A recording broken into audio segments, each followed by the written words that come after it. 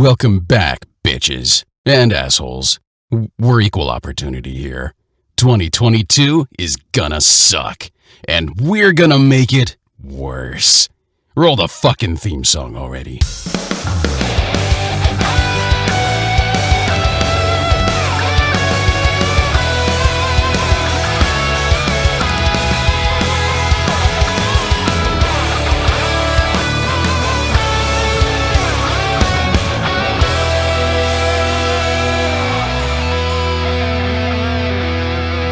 What's up, everybody? This is the SML podcast. I am your host, Joe. First show of 2022. We are back. It has been a long break, but you're stuck with us. We're back. We have things to do. Chris Taylor, you're here. How are you doing? Hey, doing all right. How was your holiday break? Oh, this is pretty good. Just, it didn't feel like much of a holiday because I was still, working all the time. Oh, well. You didn't have to talk to me for a month. Yeah, well, I like talking to you, so. It's fun to talk on this show, and it's so fun to talk on this show that we brought a guest along on this first episode of the year. Ricardo of ArticNet, how are you doing? Hi, I'm doing okay, I'd say. I'd say okay. And thanks for having me here. It's great to have you on. You were here to chat about your game, RPGolf Legends. For the people who don't know what this game is, give us the sales pitch. Well, RPGolf Legends is in the same saga as RPGolf, a game we published 4 years ago, and this one is an entirely new game, but the concept is the same. So it's a golf RPG, and said like that sounds like something that you've probably never seen. But so it's an open world golf game, where you basically can take free shots anytime you want. But as you walk around, there are obviously monsters. As every one of you that play golf will probably know, there are monsters around. So, of course, you have to attack them with your golf club, because that's what you have, right? I mean, you're playing golf. Since you're there, you have a golf club, and why not? So, that's about what happens in the game.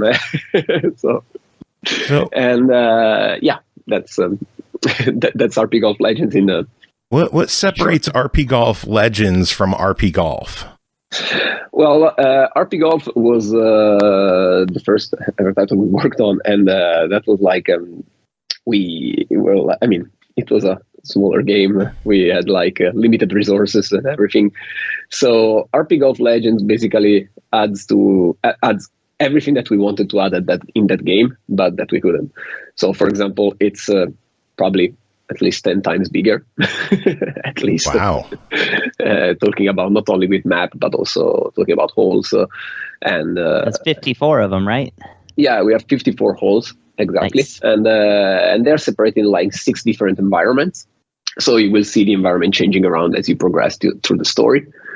And compared to the first RPGolf, we also changed the battle system a little bit.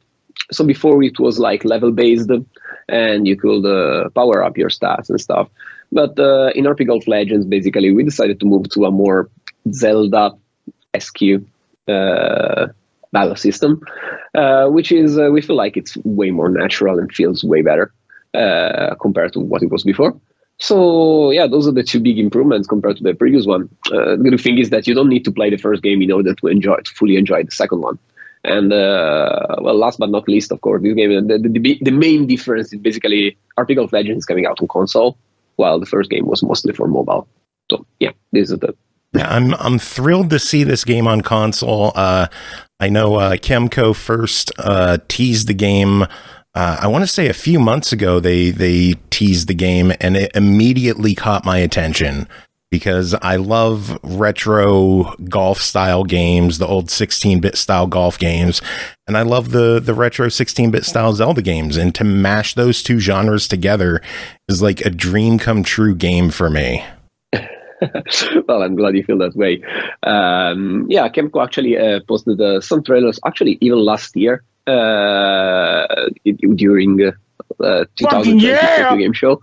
This was probably the first ever teaser of the game, and a few months ago we started posting back some some more concrete like trailers because we're basically approaching the release date as it's very close. So yeah, I'm really glad you like the mix of the two genres, and we try to do something original, and if you like it, then it's awesome. Yeah, I'm still fairly early in the game myself. I had plans to play it. During our holiday break, I spent a weekend at MagFest, which is a gaming festival here in the States. And my big plan was to spend all my downtime in my hotel room playing this game on our hotel TV with my Xbox Series S. Except you couldn't hook up anything to their TVs, so I didn't get to play this nearly as much as I wanted over the break. Womp womp. Yeah, womp womp. Never make plans without consulting the TV first, right? That's the big lesson here, I guess. The lesson is, if you go to the Gaylord National Resort in Baltimore or in National Harbor, don't expect to hook anything up to their TVs because they don't let you. That's my takeaway from all of this. Bring your own TV, right? If I would have known I have two monitors, I would have hauled one down there just to have a TV in the hotel room to play games while I wasn't playing games downstairs.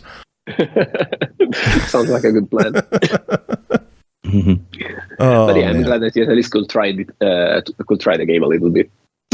Yeah, I'm having a lot of fun with it. I'm still, like I said, I'm still early in the game. I'm still working through the initial 18 holes. I'm having fun though. 9 probably. 9. I think the initial 9. Initial right? 9. Well, I'm on. I just unlocked hole 6 because I've been doing all of the side quests that I possibly can. You have a lot of side quests in this game. It is very distracting trying to get anything done because there is so much to do. Tell it what kind of side quests do you have in this game? Oh, actually, with the side quests, we try to play on variety because there are really a lot of different quests. For example, you will have some characters asking you to show them how to play golf. So some of them will be like, hey, can you do an approach from here? Or can you help me do it? Can you help me show this one? And you will basically have to do that for them. So some of them are golf related. Some of them are item related. So each character will have their own backstory, and they will ask you to fetch some item, the usual fetch quest. And some of them will be like different. you will see. I don't want to spoil too much, but yeah, some of them will be different. So that's what you'll basically find in the game. But we try. I was thrilled to see a giant enemy crab early in the game. Yeah, there is. That's probably like the first boss you ever fight in the game, right? It's ridiculous. I love it. Thanks. So yeah, that's the first boss. Gotta hit it in its weak spot for massive damage, just like real golf. Yeah. Yeah, of course. I mean, have you ever played golf? Of course. Historically accurate golf. It's historically accurate. What I like about this one is that, I've always enjoyed the NES game Lee Trevino's Fighting Golf, but this is a true fighting golf because you actually do fight. It is, right? I see you get the reference. Thank you. Oh, yeah. Speaking of retro style golf games, I was telling Chris I was addicted to the NES style golf game arcade machine in your house at the beginning of the game. I love that you threw in this little bonus game because I've spent I'm still trying to beat it. I found the cheat code. I'm still trying to beat it all the way through. I think I got to the last hole and I ran out of lives. You found the cheat code, which is kind of impressive. Did you find it out by trial and error? Or? I mean, anytime anything comes around, you want to try the Konami code on something, right? Which is, yeah, it's not exactly the same. It's a little bit different, but yeah, I mean, it worked, right? It's all right. I'm glad you did. You actually found out about the cheat very late in the game. So I saw there is an achievement website, and I was like, how did he get that? So that was you. Okay. Actually, that was our friend Carnage who first found that out. Really? Yes. Awesome. And yeah, I'm happy. Yeah, he said he guessed it too and found it out. So That makes sense. Although he did beat the mini golf game there. He did beat it because he's better than me. So thanks, hard. Carnage. It's a hard mini game. But yeah, I'm glad you liked it. Chris, what have you thought of with your time with the game so far? So far, I like it. It's an improvement over the original for sure, and I like the original a lot. I haven't gotten far enough in there. Is there another giant grass maze in this one too? No, there is no giant grass maze this time. Oh, good. But we have some similar stuff, and yeah, you will see. I mean, like Cool. we had a lot of stuff actually. We really. I actually love the puzzle stuff, or like puzzle stuff, and also like side quests and things. Like I enjoy that part of things. So. Yeah, the side quests in these are way more, way more. I just remember, like, in the first game, like, getting all the way through that grass maze and then finding out I didn't have a way to deal with bales of hay at the time. I was like, oh, right. Time to load my game. Yeah, that was, I can imagine the frustration there, sorry. Oh, no, it's okay. I mean, I could have zoomed the map out at some point and looked. I was like, I'm going to get through the maze without zooming the map out because I'm cool like that. And then, yeah, turns out I wasn't. But hey, you did great. That's impressive. I really like the new like character sprites and how animated they are. I really appreciate like good sprite animation in a game. So I really like how that's kind of improved over the original as well. So that's one that was. Thank you. Yeah, when I started playing it, I noticed instantly. I was like, "Oh, the characters like have like a bigger range of like things that they can do, and that's really cool." Yeah, there is a lot of stuff that the player can do in this one, and for example, they can block. Finally, can block. The first game you couldn't, so you can finally block during fights, and it's really important actually. This one. Oh, because, yeah, for sure. Yeah. Every monster, actually, this is a big difference. Like, every monster has a different AI. And oh, that's cool. So, yeah, so it will be, for some of them, you need to block. Otherwise, you're going to have a bad time. Oh, gotcha. Nice. So, yeah. And then, like, yeah, you can also fish, in this game. Yeah, I noticed that too, yeah. Fishing I like minigame. fishing. Yeah, I like you like fishing. Awesome. Awesome. Yeah, I'm in the pro fishing minigame camp. I know that it's a divisive subject, but I like the fishing mini games as well. A long time ago, we had our friend Adam Rippon on the show with the game Dragon Fantasy, and we always joked around with him that he needed to have a fishing mini game in his RPG, and he never did it. But you have fishing in your RPG. And that's fantastic because I already caught a football fish. Oh, You got a cool. football fish. That's awesome. Actually, I think it's called golf ball fish in this one, right? Oh, Oh, it might be. I just know that it took me like 5 presses. I knew as soon as I saw the 5 segments, I'm like, oh God, I'm catching something big here. Yeah.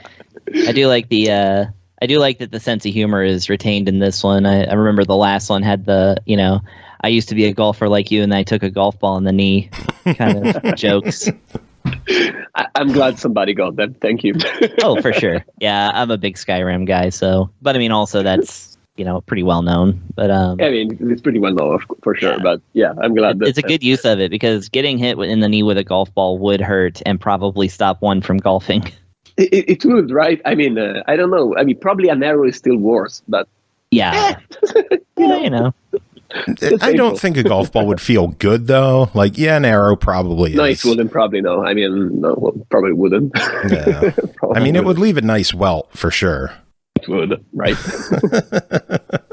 I also there's a flavor text in the about this game on the Steam page that I like is travel around in a unique open world where monsters and golf coexist. I was like, at last. At last. See, that's exactly what we wanted to achieve. There you are. What made you want to combine golf and monsters? Like, what led to that decision? Well, as you might have guessed, I've been playing video games for quite a while. Quite a while, is like, yeah.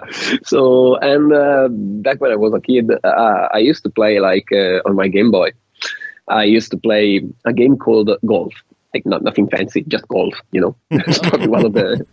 There was a golf game called Golf, and I loved how cute and small the characters were, and you could just play golf. But I always spent I was a kid, of course, lots of imagination. So every time I was playing a hole, I was like, I wish I could go over there and see what's around them, what's behind those trees, So that was my first time when I was like, I wish I could walk around, not just because after you make a shot, you just get teleported to the ball. And I was like, I wish I could walk around, I could take a tour. I don't know, it seems so good here, But then when I got to that point that was actually the first inspiration for RPGolf. And when I got to that point, I was like, yeah, wait, but just walking around, I don't know. I feel like I think I need something to do. Oh yeah, wait, of course, I forgot the monsters, right? I mean, the monsters, right? And since you have a golf club, well, that's how the RPGolf concept was born. So yeah, that's about the inspiration from that. It's a good inspiration and it's a good combo. I'm having a lot of fun with it. What led to having the golf mechanics the way they are in this game? I know some golf games have like the analog stick swing. Some have the 3-button movement. How did you design your golf mechanics? So the golf mechanic, even this one, comes from basically having played a lot of golf games and really played probably a lot of them, especially the arcade ones, like Golf on Game Boy, as I told you before, like Mario Golf, playing Pangaea, going a Neo Turf Master. So I could go on forever with the list. Nice. So all of those games basically have a different mechanic, but I wanted to keep it simple. So I wanted to have a good arcade mechanic as much as possible, but at the same time, I didn't want to overcomplicate it too much. I didn't want to get to the levels of a PGA Tour, because that's not what we are, and that's definitely not the identity of the game, and it wouldn't fit with the theme. So I feel that for example, for the power bar, we have we have the first stop, and you start, and you're gonna choose the power of your shot, and then you basically choose the hook and slice direction, and there you have it. This is as arcadey as it can get. And of course, you can choose the direction. There will be wind, different terrains at different, of course, impact on the ball. So yeah, it's everything you want to see in a golf game, and without going too much overboard. So yeah, something like that.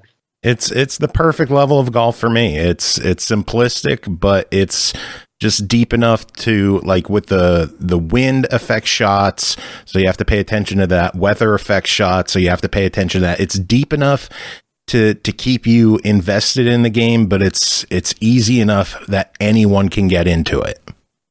Yeah, that's exactly what we were aiming for. We didn't want to cut out too many people, because of the meshing two genres is it's always complicated. There is a theme balance that you have to pay attention to. You cannot go too much on one side, otherwise you will only target some people, and you cannot not take care of either of the games, otherwise people will feel that it's too much. It's like it's not a golf game. So it's a very thin line. Get there. Yeah, I agree with Joe. I like that the golf part of it is a little deeper, because they're actually so this is me always bringing the obscure games into here, but there was an Atari 7800 game called Ninja Golf, which had you hitting a golf ball with a golf club, but then you, a ninja, had to run to the ball and then fight off all kinds of other ninjas and things that would jump down and attack you and stuff on your way. And I played that. You did? Great. I'm glad, because that game is super good. I'm putting it in chat now, by the way. So I really enjoyed that game, but yeah, the golf part of it was super left something to be desired. So I'm really enjoying that this game seems to have a good balance between legit, arcade golf style gameplay, and also really having to like fight monsters in a clever, strategic way. Thanks. So yeah, mission accomplished then. Awesome. Heck yeah. We're not super hard hitting on this show. No, we're not. We like to keep it casual. Tell us about some of the achievements in the game. We have a lot of achievement fans that follow our show. I know when I first saw the achievement list, I was looking down and I'm like, shoot the ball directly from outside the green into the hole without rolling. I thought that was going to be impossible to do. But you did it, right? I did it on like my first hole. It was amazing. I just like everything clicked and I just dropped it right in. It was perfect shot. Felt good, right? Oh, it felt amazing, especially because I got an achievement for it. Right? I know that was like that was exactly the result we were hoping for. It's like when you get there and you manage to like it just clunks. It's done. It's like it already felt good, but it feels even better. Like when you just do that and you get the achievement, it's like look at that. So yeah, with the achievement we try to. Of course, we had like even here we had to balance the achievement out between the golf part and the RPG part, obviously because we have both of them in the game, and we also try to put some extra. I mean, I'll try to play secrecy for people that didn't look at the achievement list that has been obviously posted online. But awesome. So no spoilers here. We have some funny achievement. I will just say some of them are funny. So yeah, I think you will get there. But yeah, for example, like just a few I can say. For example, there will be like an achievement, of course, for completing each of the area of the game. So like the first one that probably they also been shown in the trailer. You will have like the first one is the forest area. So it's just like a traditional golf course, exactly as you would expect it. So very traditional. You have the green fairway. It's in a nice forest with green field and everything. So nothing out of the ordinary. And the second area, for example, is a swamp. It's a swampy area. And you will have like poisonous water because that's what you find in a swamp, right? I mean, last time I played golf, I was kind of careful there. So, yeah. And there is, of course, the fog because no good swamp without some fog, right? Oh, of course. Of course. And yeah, so you will have achievement for completing each of those areas.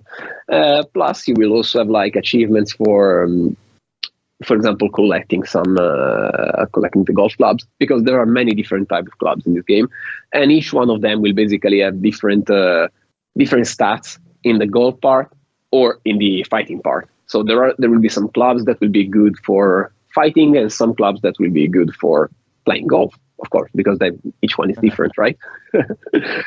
And is there like an ultimate golf club set that is just like maxed out for golf and for fighting? Will there be one? I don't know. Yeah, no. We have like there will be some, of course, specialized clubs for just for fighting, or some clubs specialized for golfing. And the good thing is that you can basically switch them anytime, pressing the shoulder buttons. Basically, like nice. Depending on what you're playing, like R2, L2. Basically the bottom two one usually. I like that because in the olden days it always had to involve like a menu, like doing the menu, switching the sword or something like that, and then being able to fight something. And I'm glad those days are behind us. Right? We have more buttons on our controllers now. That's awesome. So you will have a quick keep, and that should probably be fine for playing around and doing stuff. So and other achievements will be like a more mundane task, like going to. I mean, I don't want to say too much, but yeah.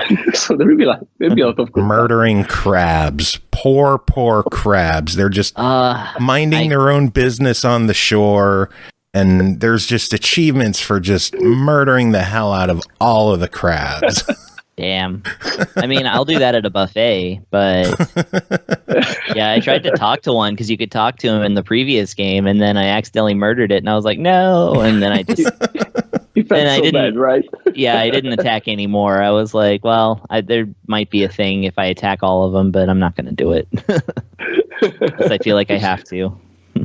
No, you don't really have to. I mean, crabs are very kind in this game. They don't even attack you, but apparently you can attack them, right? It sets you on the no mercy path, and you get the bad ending. No, that's fine. We're not that bad. Oh, good. Thank you. Don't worry. So how long is the story in this game? How meaty of an experience can people expect out of this game?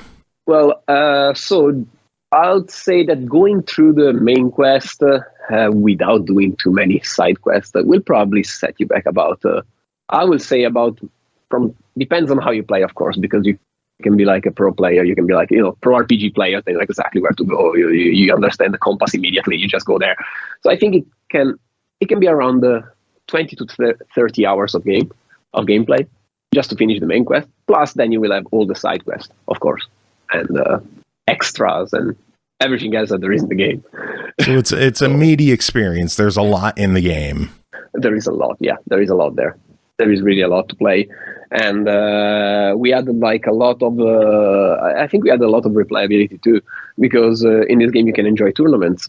And there is different difficulty setting for each tournament. For example, after you complete a 9-hole course, you will basically be able to play tournaments in there. And tournaments are like the good old arcade style tournaments. You play against 9 other players, and so just go there and get your best score ever. There's 2 different difficulty settings. Like there is the easy one and the normal one. So just go with that, and just with that, you basically can replay the game as many times as you want there. So yeah, I like running into random characters who are like, "Oh, you think you're so good at golf? I could kick your ass at golf," and I'm like, "All right, you wanna go?" And then just out of nowhere, I'm playing a 3-hole match play with some random guy on the course. I love that. It's just random acts of golf. I love it. Yeah, those are what we call the golf challenges, basically.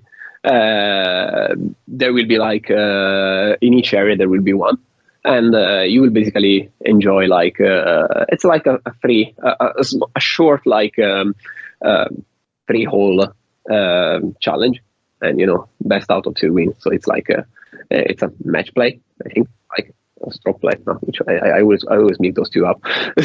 But yeah, basically the person with the lowest score on each hole will win the hole, and 2 out of 3 wins.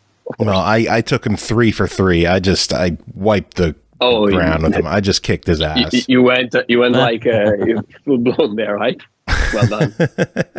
I'm really enjoying the golf mechanics in the game. I'm enjoying that I can get pars and I can get birdies on my first attempts through the holes, and I love that it's not super easy, but it's challenging enough to make me want to plan out what I'm doing. Like the bunker on, I want to say the 3rd hole, the bunker that you could skip over to lead to the fairway beyond it, and skipping over the other bunkers. There's a lot of planning required there, but it's still just casual and fun, and I'm really enjoying the golf mechanics in the game.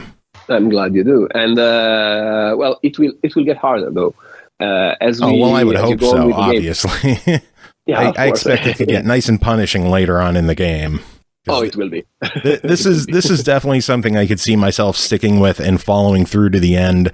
I know Chris and I kind of joke around that a lot of Chemco games are fairly similar, and this one, it's so drastically different from everything else that Chemco puts out, and it's like a breath of fresh air, and it's really enjoyable.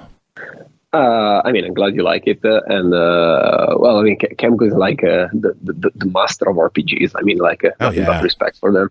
They've been great, and I think I own all of their games on Xbox so far. I'm pretty sure I own every single one, just because they're all quality. They're really good.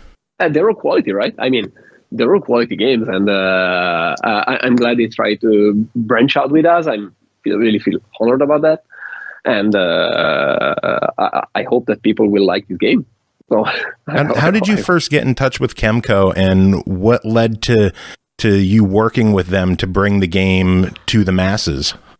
We met at one of those gaming events. We met at one of those gaming events first, and we started talking, and then one thing led to another, and it's like we were developing RPGolf at the beginning. That was it was still called like RPGolf 2 at the time, but and after that, they were interested in the game, and we knew. I knew that they had like a great experience with RPGs. So one thing led to another, and we ended up publishing with them. It just felt like a perfect match. It was really the perfect match for real. Like they've been nothing but great. So thank you, Chemco. I enjoy Chemco. I'm thankful that they set this up. It's just such a cool, unique game, and I'm having a really good time with it. Chris, what are your thoughts on this compared to the rest of Chemco's repertoire? Oh, it's definitely different. They've done a couple of action RPGs like that are in that kind of vein, but they're really few and far between. I can't even remember the title of the one that Hitpoint made for them like 8 years ago. But they made I know they made one. So it's like, although I will say that the similarity, I suppose, is that it's, some quality sprite work and, 2-dimensional, which, that's kind of the norm as far as Chemco games go. They're either that or they're kind of throwback, HD, but throwback, like 3D battle systems and stuff. But obviously that would be funny if it was in this game. Just have one sequence where it's just like PS1 era RPG. Yeah, but like scaled to HD. And anyways, but no, I think that like it fits in with the Chemco thing, because you've got like Morenian Tavern Story, and you've got that one blacksmithing game that I completely forgot the title of. And Blacksmith of the Sand Kingdom. Probably. There you go. That's the one. Yeah. So it's like it kind of falls into that sort of like, here's a new twist on an RPG, but yeah, it being an action game and actually having a golf component like really does make it stand out. But I don't know. I do feel like, when you said it was a Chemco game, I was like, I believe it. So yeah, I'd say overall it's a good fit, but it is in that kind of other category. Yeah, it's a little bit different from the usual JRPG. Which is good. Sure. Although, as a joke, I recommend if you make a sequel, like throwing the word "as divine" in there somewhere, just to confuse everybody. As Divine Golf. Yeah, Legends. As Divine Golf. Yeah, exactly. There are so many As Divine games, and I can't keep track of how they're all connected anymore. I went into it one time on this show, just, I don't know. I just kind of did this like free form, like dropping titles and like just intentionally confusing everybody, because they are confusing. But that's because, EXE-CREATE keeps wanting to like keep like certain styles of their RPGs like kind of separated out. So, I can go on and on about it because like Joe, I've played most of them, if not all of them. So yeah, we like our Chemco games on this show. So yeah. Awesome. Oh man. So Ricardo, what games are you playing? What are you enjoying these days when you're not working on games? What are you playing? Recently I've been playing a little bit. I played Shin Megami Tensei 5, like what is it called? Like in Europe, what is that like? Is it Shin Megami Tensei? Right? Yeah, the one from it was. Yeah, I've been playing that one. I've been playing my Pokemon, the new Diamond one that came out. Of course, I probably played every Pokemon ever. And as far as basically those are the two I played recently. Before this, I was playing some Cyberpunk 2077 after the patch that made it kind of playable. What are your thoughts? Is that something worth diving into now? Is it playable? Is it enjoyable? It's more playable than before, I would say. It's definitely more playable than before. I'm a big fan of the whole, of the cyberpunk theme. That's really like one of the things I really liked. So that for me was like the selling point of the game. Could it be like a game where you just stare at a wall in the cyberpunk theme? I would be like, yeah, got it. I'm gonna get it. I will be totally fine, you know. I'm really biased on this one, so it's like. I mean, is it cyberpunk? Yeah, good. I'm gonna buy it. Yep, there. So, hey, we all have our favorites. So. we all have our favorites, right? It is kind of funny for you to be mentioning Shin Megami Tensei 5 and Pokemon Shining. I don't remember if you said Diamond or Pearl, because I'm like looking like at those. Brilliant Diamond, what was it called? Like I always forget the adjective, which one is which. Yeah, I have Shining Pearl. The Diamond one. Okay, so the other one is Brilliant Diamond, probably. Yeah. It's just funny because like you're saying that, and I'm looking over at them on my shelf over here, still wrapped up in the plastic. Because I never get around to anything. Oh, yeah, I mean, that was kind of funny because I live in Japan right now, and I've been here for a while, and so when I mean, my Japanese is good, but when you get into those type of games, I still want to play them in English for obvious reasons. I mean, my English is better than my Japanese, even if I'm not American or British. So I bought the game here, and I realized that it was only in Japanese. So I was like, like probably not the best game to. Because it's kind of there are difficult terms in there, so yeah, that went on like eBay, the equivalent of eBay. Like the next day, I was like, yeah, gonna order that from abroad. Hey, you got to get it in what you can understand it. I don't think I could ever make it through a game in Japanese. I don't understand any of it or enough to get through any game if I tried. I mean, like most of the games, like if they are more simple, even like other stuff, I can. It's totally fine. But this one is really difficult stuff. Some difficult stuff in there. And yeah, I'm not there yet. Man, so, jumping back to RPGolf Legends. What's going on with the class system in the game? What is like? What kind of classes can you get in this game? How do you get them? What are they about? What's going on there? So, I'll leave some of the classes for when you play the game, of course. So I will not tell you everything, but two of them are actually visible in the trailer. So you can spot the first one is the wizard, that you will become a wizard after a while. And basically each class in this game has different skills. So the game is like a 3 core concept. So it's like the first one, you basically play golf, right? Then you fight, and when you fight, you have like a special attack usually. You have like a special attack that is like in the base class, when you're just like the normal character, you basically do a spin attack. And each different class has a different special attack, and also they have different special skills. For example, when you're a wizard, you can walk on water, because that's what wizards do, right?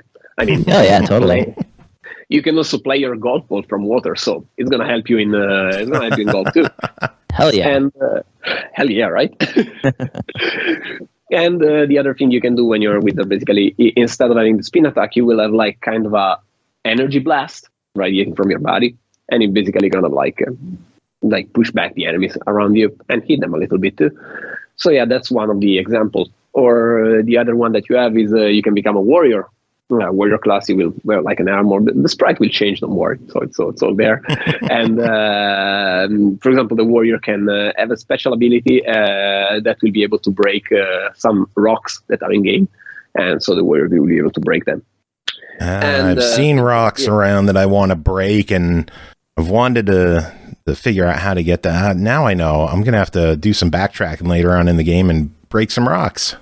You will. And also, it was in the trailer. If you paid attention in the trailer that came out, there is a scene where there is a warrior breaking rocks. We gave you all the hints. See, it's like it's there. And so this is what basically happens with the classes. And yeah, you can basically change class. There will be like when you get into every city of the game, there will be like some changing rooms. They look like medieval towers. You basically can enter and change clothes, and you become new class. And then there's also crafting in the game. I've crafted some different colored balls so far. I haven't found too many blueprints yet. What kind of weird, fun stuff can you craft in this game? You can actually craft a lot of stuff. It basically starts from, of course, you'll be able to craft like golf sets, for example. That would be one of the main things, because some of them, some of the golf sets you will find them in game, but some of them you will have to craft by yourself. So you will need to find, first of all, you need to find the blueprint for everything that you want to craft. And after you find the blueprint, of course, the next thing is you have to go and find the ingredients or the materials, if you want to say, for the blueprint. And once you gathered everything, you just go to there are crafting tables in the game, and when you get near them, you can basically craft anything from the menu. There is an in-game menu, and you can craft stuff. So, for example, as I was saying, like you can craft like golf sets. And at the same time, you can also craft like food recipes because, of course, that's what you want to do, right? Oh, yeah. It's crafting at the end of the day, right? And you will also be able to craft like accessories for the character that will basically, of course, make your life easier in game. Yeah, I'm working on getting all the ingredients for the gas mask now because those snakes that spit poison, those things are dicks. Yeah. Those are hard, right? But yeah, they're just irritating. I hit them and they spit at me, and then and you get poisoned, right? Yeah. Yeah. I mean, gas masks, that's what you want, right? So yeah, those are some of the things that you can craft, and I hope that people will enjoy the. I felt like every time you get like a blueprint, especially for rare items, part of the fun is going around and finding out how do I find this thing. I really want to find this item. Is there a way to find specific fish in the game? Because I know like one of the quests I have now, I have to find a salmon, and I don't know like if I have to fish in a certain area for that, or if it's just like a luck of the draw.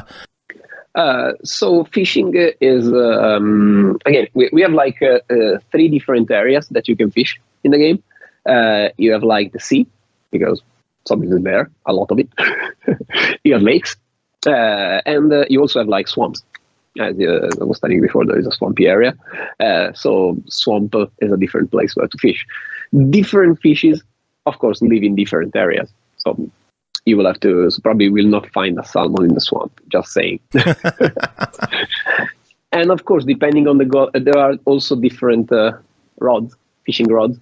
And depending on which one you have, it will be like easier to fish or more hard to fish. And if you have some items, you might fish something different from fishes. Nice. There.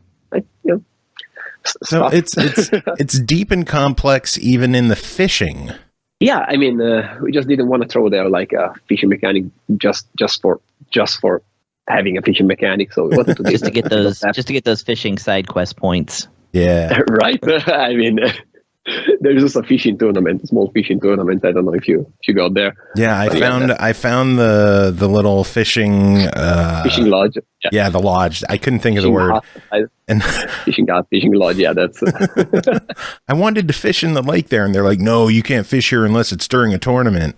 So, exactly. So I'm gonna have to fire up the game and do a tournament and see how well I fish during a tournament. And what kind of fun stuff can you win during the tournaments? Well, the tournament you win coins. I mean, it's one of it's an easy way to make a little bit of money, but it's just a little extra we wanted to put there. Nice. So yeah, and you can enjoy the area, of course. That's about it for the fishing tour. But yeah, it's there, so you can enjoy a fishing tournament. Oh man, so I think we've covered like nearly everything. That we covered the crafting, we covered the fishing, we covered the golfing. There's dungeons, there's exploring. Like this is a full-fledged RPG with some fun golf mechanics attached to it. It seems to just check all the boxes of just such a cool, interesting game that I've been looking for, and I'm having a lot of fun with it. Chris, did you have any other questions about the game that you wanted to ask? Well, you said it includes a little bit of everything. Does it have a sewer level? I mean, the swamps. We have dungeons too. We have dungeons. I mean, like not really a sewer level because you know it's a fantasy world. They don't have plumbing at that level. It's not that good. It's kind of a general like joke that every video game has a sewer level for some reason. Sewer level. I know. Like we didn't get to that trope part. Okay, good. Actually, but there is a lot of other. I think you will find a lot of other tropes in there. So there will be like, Sweet. oh, you put one of those, right? Like you will get there. Could that be DLC? Nice. Are there any plans for future content for the game? DLC courses? We will add some courses, maybe in the future. I mean, first of all, now we want to focus on the release of the game. And, there will be like... hopefully not too many, but there will be a few bugs, of course. Everybody's aware of that. It's gonna happen on every game, basically. I mean, like, so. First of all, we will give like support to all of that, and we want to have like as much of a solid game as possible. And once that, we will think about some additional content for sure. Cool. Well, and, yeah. How much is the game? What platforms is it on? Give us all the information. So, okay, the informations are, so the game is, let me get like the pricing metrics too, because like, hold on a second. So the game is coming out, first of all, well, the platform, it's coming out on PlayStation 5, PlayStation 4, Switch, Xbox, all of the Xboxes, like even the original Xbox, it's coming out on. No, not on the original Xbox. The latest new generation, and of course it's coming out on Steam too. So yeah, Switch, PlayStation 4 and 5, and Xbox Series X, S, and 1, right? Yeah. And Windows 10 and Steam. Yeah, of course it's going to come out on Steam too. And those are the platforms where the game will come out. And we support actually 8 languages. So yeah, it's going to be like English, French, Spanish, Italian, German, Japanese, and Chinese simplified and traditional. Oh wow! So we got a lot. Yeah, we got a lot covered. And well, if you import the game, because it's going to release physical in Japan and in Asia, if you import the game, don't worry, all the languages are there. Nice. We didn't want to region lock anything, so. Just like the game that you're going to buy is like going to have everything. So yeah, just in case. Excellent. That's cool that it's getting a physical release. What platforms is it going to be physical on? It's going to be physical on PlayStation 4, Nintendo Switch, and PlayStation 5 in Asia. Nice. Right. Yeah, those are the platforms you're going to get. And the pricing point is like in US dollar is $29. We're going to come out with that. Nice. Looks like I'll be hitting Play Asia at some point. Yeah, I might have to import a physical version of this one too, just to have on the Switch. I've been playing it on Xbox, and I'm having so much fun with this game. I'm so glad that you took the time to come on and chat with us. I know we've been chatting for quite a while. Is there anything about the game that you wanted to discuss that we didn't bring up? Well. The only thing I can say is like, guys, use the compass. Yeah, I mean, we added this is the thing that probably is going to be the most useful, and we tried also to catch the attention of the player sometimes in the game. But yeah, remember, there is always a compass, and every time you activate a quest, it's going to take you exactly where you need to be. So, yeah, it's very handy. I love the compass in this game. It is so damn handy to just have something in the game be like, go here, stupid, because I am stupid, and games telling me exactly what to do is very good. But also, like, the big map is, it's it's useful to have there. And yeah, except for that, I hope that everybody can enjoy the game. And it took a lot of work to basically get here. And we are a really small team, and I want to thank the other guy that worked with me. His name is Guillaume, and yeah, I want to thank him too. Like he's not on the podcast today, but definitely thank you for the hard work that you did. And I want to thank Chemco for bearing with us. We're a very small team, so we might not be so quick in doing some of the stuff that bigger teams can do. But I really want to thank them. They were really supportive, and they really helped us out in all of these. And I want to also thank you guys that you were awesome today for inviting me here. And it was an absolute pleasure having you on. Where can people keep up to date with you and what you're doing? You can definitely keep up on Twitter. The handle is ArticNet LLC, ArticNet LLC. But I think probably people that saw your tweet there are gonna find it one way or the other. And so yeah, that's basically where we will post everything regarding the game and some future development that are gonna come out. So yeah, that's cool. About it.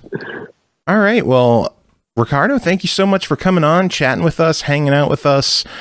Chris, thank you for being here, hanging out. That is it for this episode. It is just a quickie return from our holiday break. We'll be back on this weekend with another new episode. We're back, people. We're back. We're gonna be doing episodes again. It's Chris, again, thanks for being here. Riccardo, again, thank you so much for coming on and chatting with us. Does anyone have any final words to end the show? Thank you, John. I'm just going back to sleep. And I'm going to lunch, I think. That's about it. What are you having for lunch? Anything good? Today, I think I will have some ramen because that's... man. Yeah, ramen's the best. It is, right? When it's cold, a little bit of ramen is like, oh, yeah, I feel way better now. So, yeah. Thank you guys again. Thank you, Joe. Thank you, Chris.